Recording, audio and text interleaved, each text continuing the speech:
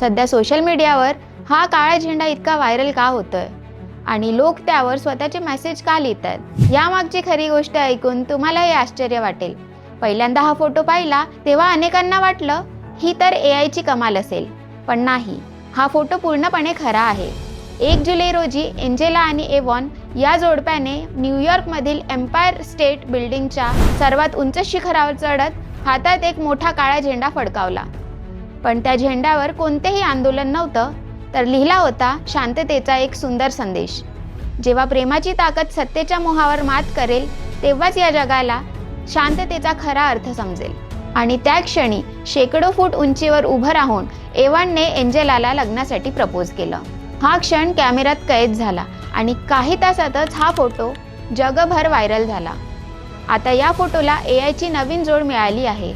आता लोक फ्लॅगवरील मूळ टेक्स्ट बदलून त्यावर स्वतःचे भन्नाट, मजेशीर आणि प्रेरणादायी मेसेज लिहू लागले आहेत.